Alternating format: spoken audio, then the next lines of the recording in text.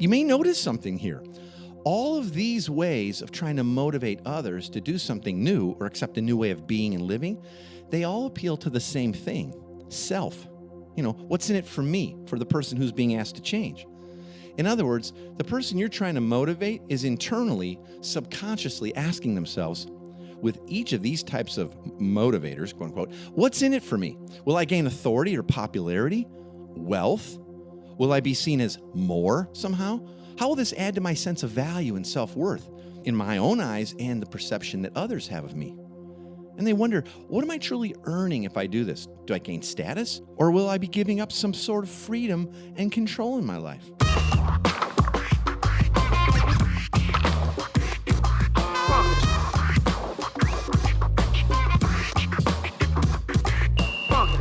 Welcome to the Everyday Disciple podcast, where you'll learn how to live with greater intentionality and an integrated faith that naturally fits into every area of life. In other words, discipleship as a lifestyle. This is the stuff your parents, pastors, and seminary professors probably forgot to tell you.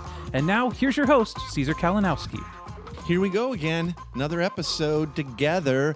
And though I really kind of like change, I have to say I'm loving the routine of getting back to my normal schedule, and good to be with you. I'm excited about today's topic.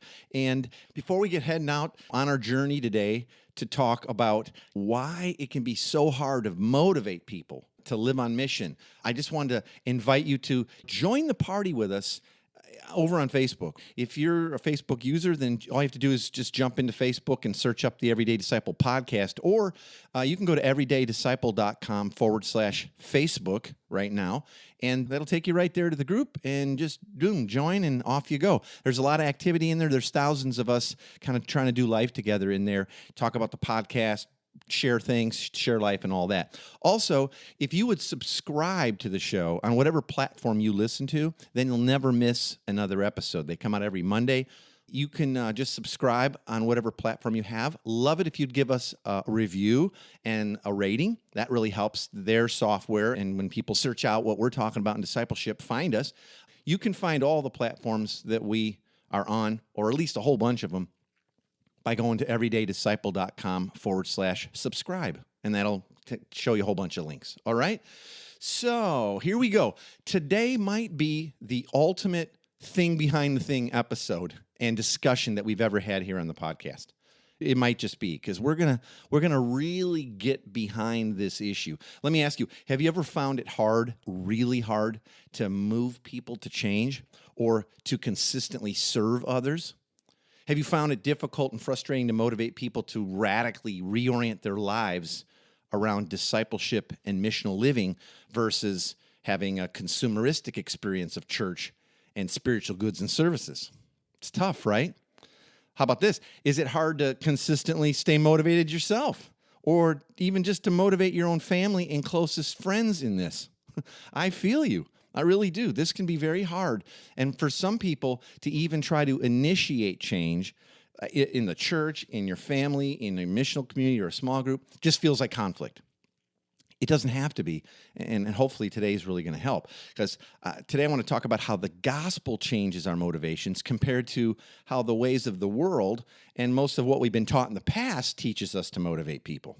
Okay? An old adage goes that there are two ways to motivate someone to do something, either with a carrot or a stick. And this idiom comes from the tradition of offering either a reward or punishment to produce a certain behavior, probably with a horse or something originally, or a mule, I don't know. It's a reference to, I think, a wagon or cart driver dangling a carrot in front of a horse to entice forward motion, or whacking it with a stick from behind to get the beast to move. The horse moves toward the carrot for the reward presented before it, or he advances away from the stick to avoid the pain of being hit, right? So carrot or stick, and that's kind of categorically how we still try to motivate people, I think. In the business world, we can see these two alternatives at play in like the promise of a promotion or a raise or a bonus, right? That's a carrot. Or a possible demotion, or maybe ultimately being fired. That would be the stick. Both of which are employed as typical and ongoing daily motivations to succeed or to get people to do more, okay? Now, usually we accept these twin and seemingly competing options as normal without really giving it much conscious thought. These same motivators I've seen they show up and they're at work in personal relationships, in parenting, when dating, all in our marriages, and they are both the carrot and the stick. They're really about control. Now, like I said, the world tries to motivate us in ways that are different than a gospel-centered motivation. And when I say the world, I know that's a giant, big, sort of churchy term. I just mean like the system and the way that it kind of operates, and we've all learned it, right? It looks like this: reward or removal of compensation and reward, or popularity, shame, fear of failure, so we'll work harder and longer hours, etc., or maybe an appeal to our emotions, or someone will stack up the reasons that they should want to do whatever it is that you want them to do, or give them a bigger mountain to climb, like, oh, wouldn't you want to be up there? Those are all the ways and the little nuances that we use. This is how people in our lives, educators and parents and pastors, unfortunately, and bosses and business partners, maybe even your parents or spouse, have tried to motivate you to changes, right? Or to get you to do what they want, maybe your entire life. And so naturally, when it comes to trying to motivate someone else or a group of people, like your church or friends, we resort to the same tactics employees. It's what we've been taught. But you may notice something here. All of these ways of trying to motivate others to do something new or accept a new way of being and living, they all appeal to the same thing: self. What's in it for me, for the person who's being asked to change? In other words, the person you're trying to motivate is internally, subconsciously asking themselves, with each of these types of motivators, quote unquote, what's in it for me? Will I gain authority or popularity? Wealth? Will I be seen as more somehow? How will this add to my sense of value and self-worth in my own eyes and the perception that others have of me? And they wonder, what am I truly earning if I do this? Do I gain status? Or will I be giving up some sort of freedom and control in my life? You see here, the do equals be distortion is in full effect, isn't it? And if you listen to the show with any regularity, you know what I'm talking about. This idea that what we do equals our value, who we be, who we are. That's a lie. That's from Genesis 3 forward. That's the sin of Adam and Eve, believing they had to do, if you do this, you'll be like God, right? That do to be distortion is what produces so much of our pain in life, and it's just so anti the gospel. Now, think about the ways your parents tried to motivate you growing up. And maybe some of this will sound familiar, okay? I don't know. It's a little bit of a generalization, but you'll see what I'm saying. I need you to clean your room right now. And then the motivation would come in the form of what? Either a reward, you can go play with your friends afterwards, or we'll get some ice cream, or you can watch your show tonight, or maybe a loss of privilege, or maybe some shamey language if you don't. Or things like, we work hard to give you nice things, at least you could take care of them. Or your sister keeps her room so nice all the time, you should be more like her. Sound familiar? Maybe you've tried some similar things with your own kids. I'm guilty of it. I know some of that has leaked out and probably still does when I'm trying to motivate people to do what I want them to do. Or now there, I'm just giving you an example from everyday life, but we're really today primarily talking about the church has changed so much, and we're trying to initiate change and help people start to be the church and live on mission, but it's all the same issue. The thing behind the thing's the same. Or here's another example in our own lives, maybe around doing homework or chores, or getting up on time for school. You just pick your own favorite motivational battle in your life at home and replay the conversations that you've had in connection with that, or trying to get someone to change. Did it sound anything like that? Kind of shamey or carrot and stick? Yeah. When challenged to change or do something we don't necessarily want to do, our own hearts, they weigh out this do equals be balance. And if we don't immediately sense that my doing, whatever it is you're trying to get me to do or change, if we don't immediately sense that my doing will increase my being, in other words, my status or my value somehow, then I resist it, or I'll make excuses and hide. Are you catching that? That's kind of the big E on the eye chart today. When we're trying to help someone change or move them towards change, even if they're doing it in a good way, that's the thing. Even when they're doing it maybe full of grace or whatever, we still, because of this meta wound, this do to be distortion, we're immediately subconsciously going, how's it going to value me? What's in it for me? And if I don't sense it right away, then I'm going to resist it, or I'm going to hide and make excuses. You know what? And unfortunately, when it comes to motivating people to live a more gospel-centered life, a more missional focus, or, live on mission or evangelize people or make disciples, often we unwittingly turn to that same carrot and stick sort of do to be methods that we learned in our families and at work or somewhere else in the world.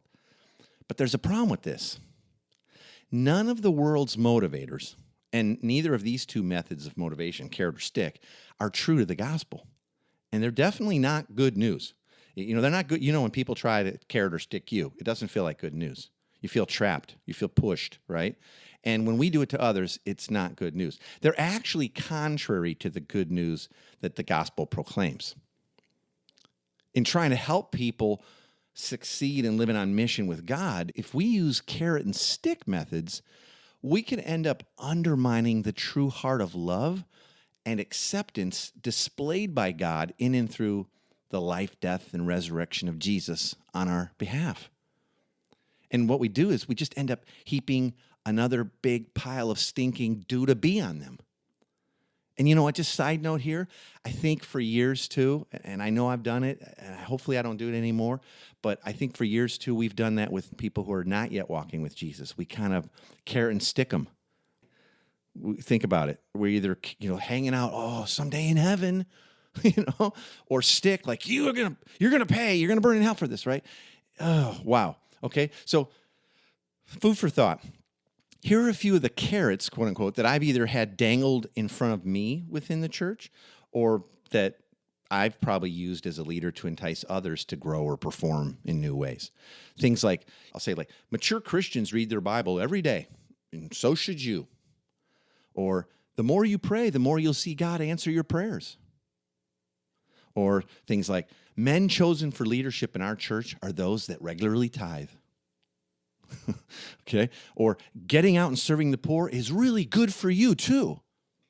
You feel how some of those carrots are kind of icky? But that's how we throw them out there. Here's a few common sticks that I've seen or employed myself. You'll say things like, you make so much money, you really can't afford to be a lot more generous. That's not good news, right? Or here's another one. Don't you know how much Jesus suffered for you? Or we'll say, the Bible commands us to get out there and preach the gospel. Or someday you'll have to answer for why you cared so little for lost people. Yikes, right? Now, I know in and of themselves, some of those above statements there may all be true, or at least to some degree, and they would sound pretty fair and natural when used to motivate a right behavior or to promote spiritual growth, especially if we do it nicely and maybe not with such a snotty tone that I used. But they all fall so short of being gospel motivated or presenting grace-based perspectives that could and do bring about real, lasting, heart-level motivation. The type of motivation that we as leaders don't have to continually babysit or reapply or push. True gospel motivation brings implication, changing us from the inside out. And that's what we're all after. That's allowing the gospel to transform us so that our motivations change, and the implication of like, whoa, if that's true of God and true of me, then we get to live this way? Yeah.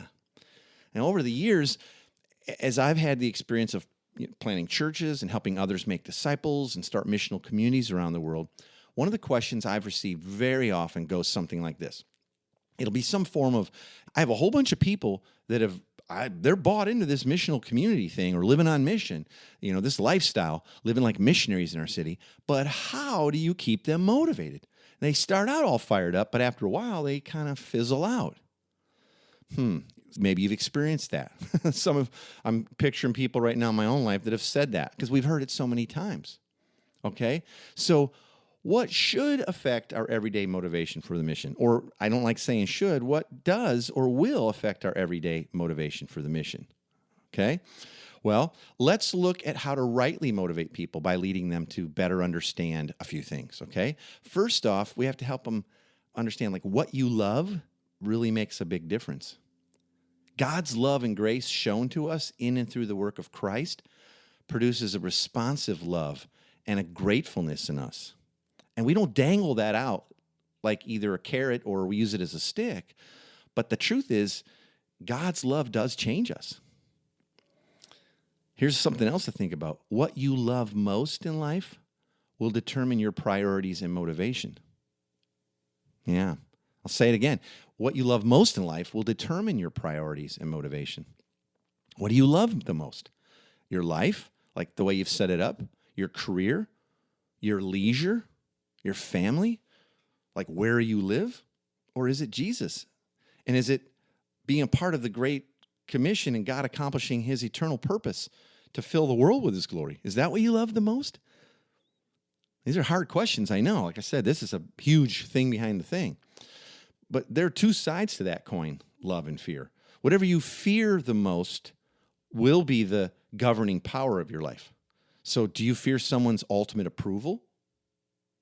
Whoever's trying to get you to change, or if it's in the case of like something to do with church and living on mission, whose approval do you fear the most not having? Or maybe in life, do you ultimately fear losing your job? So that's why you'll just work like crazy and forsake everything else and then try to make excuses around it. Or maybe you fear not being seen as the super parent in every single thing, or a good Christian, right? We must help people to fall deeply in love with Jesus, which will displace the greatly inferior gods and idols that are in their lives, as well as unmasking fears that control their life in inappropriate and unproductive ways. Okay? So for a minute, let's look at motivations from a head-heart perspective. One key motivator in life is what you believe in your head. Having a better understanding of both the power and the purpose of the gospel changes our perspective on how and why we've been saved, really created and now saved in the first place. You can go back just like a week, 2-3 weeks back, and you can hear me teach on the power and the purpose of the gospel. That was a 2-part, couple episodes we did. But having a better understanding of that changes a lot. We have to believe that. We need to know that. What we believe about our identity in Christ, our Trinitarian identity, ultimately created in the image of a triune God, will be transformational in how we live our everyday lives. Do we truly believe that we're God's sons and daughters, that we're a family, God's family of missionary servants? We've now been sent, empowered by the Spirit as disciples to make more disciples of Jesus. And then he goes with us. Do we believe that? And do we, all the implications of this for our lives and the authority and privilege that comes with being part of this family? And what do we believe the actual mission is? That's going to change our motivations, brothers and sisters, right? Jesus' command was to go and make disciples, not go and plan churches or start a whole bunch of new home-based church services because, COVID broke our thing, or start a bunch of Bible studies. Understanding the mission that we're actually on as the church changes our priorities and how we spend our time and our budgets and our resources. Making disciples is a lifestyle that we get to live as we participate in God's eternal plan to fill the world with his glory. Do we get that? Do we understand? Do we know that? So that's kind of some of the stuff that we need to believe in our heads that start to change our motivations or help others believe. And then there's that what you believe in your heart.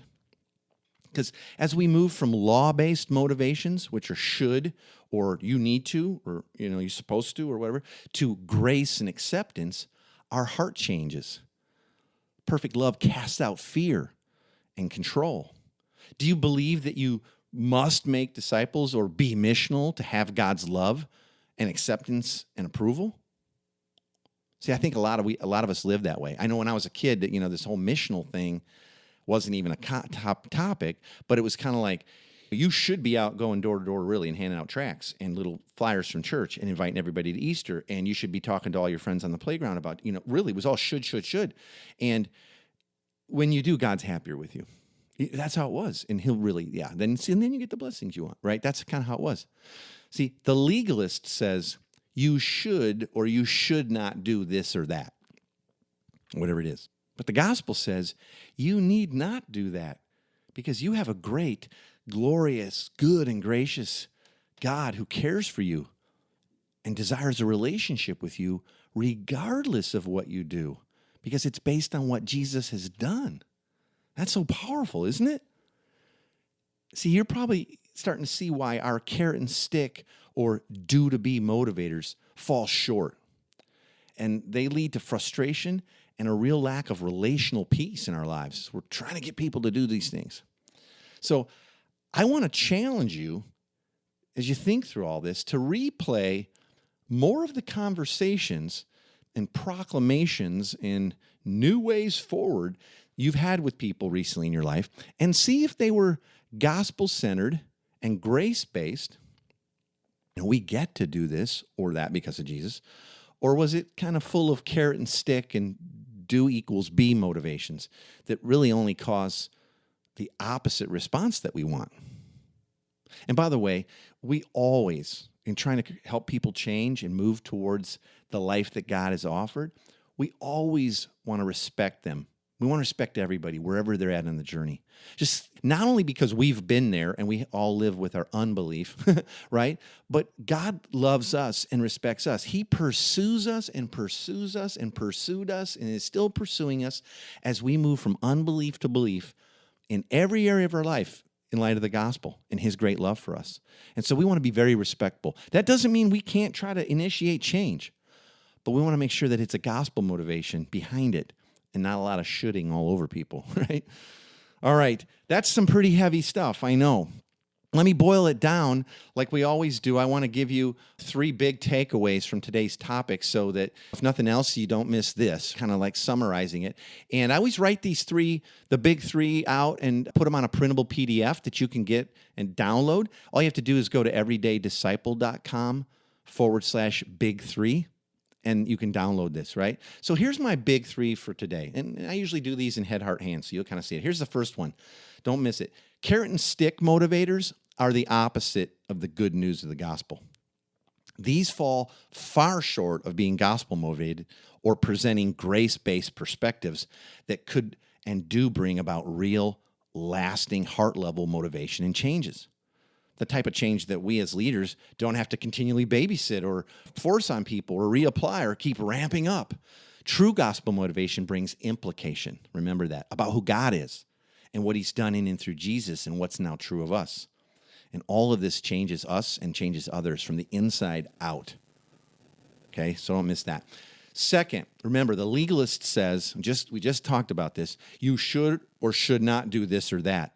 But the gospel says, you need not do that, or you get to do this because you have a great and glorious and good and gracious Father who cares for you, and he desires a relationship with you regardless of what you do. Making disciples is a lifestyle that we all get to live as we participate in God's eternal plan to fill the world with his glory. We get to do this. Or we could sort of just stack up the American dream life stuff that we won't get to take with us, right? Or wherever you live, you get your own version. And here's the third of the big 3. And this is sort of the rubber meets the road, if you're serious about this. Make a list of the people on situations or challenges you're seeking to change in your life right now. In what ways have you been trying to motivate change up until this point? What have your words sounded like? Are you frustrated with these people because they aren't submitting to your false sense of sovereignty? These people just won't change. Perhaps it may be you and your approach that needs to change, be rethought. Okay? So there you have it, all right? And I hope that's been helpful. I know that's a pretty fast, tall drink from a fire hose there. But as I've been sorting through this and talking to so many people who are trying to create change right now in their communities and their churches, given all the changes in culture and gathering that we get to do, there's a lot of frustration. And there's a lot of not so good carrot and sticking going on. So hopefully this will help you move towards more gospel-motivated, grace-based motivating of people and your own heart. I tell you, it's going to restore a lot of health and goodness in your relationships. Well, that's about it for today. We'll talk to you soon. Thanks for joining us today. For more information on this show and to get loads of free discipleship resources, visit everydaydisciple.com. And remember, you really can live with the spiritual freedom and relational peace that Jesus promised every day.